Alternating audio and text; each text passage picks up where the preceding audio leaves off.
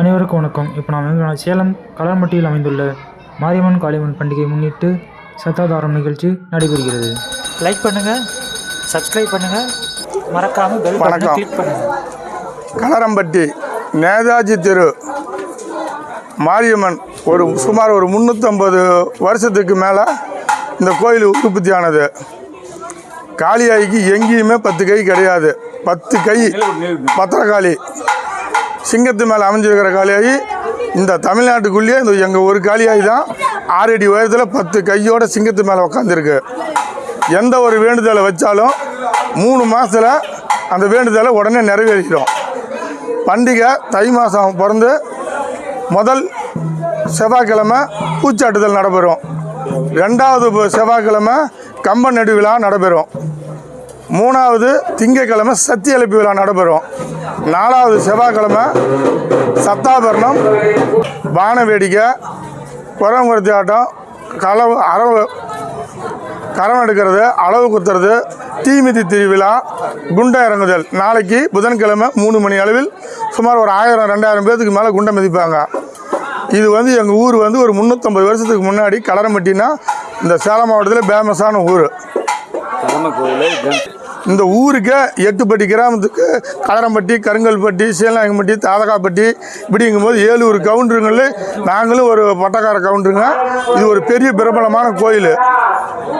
இந்த பக்கம் எடுத்துக்கிட்டா எருமாபாளையம், இப்படி எடுத்துக்கிட்டா 3 தியேட்டருக்கு வரியிலும், இந்த பக்கம் 9ஆம் பாளி, இப்படி செல்லக்குட்டி காடு, இங்கே பைபாஸு, இப்படி 4 சுற்றி வட்டத்தில் இந்த கோயில் இந்த கோயிலுக்கு உரிமைக்காரங்க எல்லாம் வன்னியருங்க சுமார் ஒரு 2000 குடும்பத்துக்கு மேலே இருப்பாங்க. ஊர் பொதுமக்கள் அனைவரும் சாமி கும்பிடலாம், போகலாம், வரலாம். நாளைக்கு காலையில் ஒரு 100 கிடாய்க்கு மேலே மாரியம்மன் கோயிலும் காளியம்மன் கோயிலும் வெட்டுவாங்க. வணக்கம். அப்படியே நில்லுங்கக்கா, அப்படியே நில்லுங்க, எல்லாம் அப்படியே நில்லுங்க.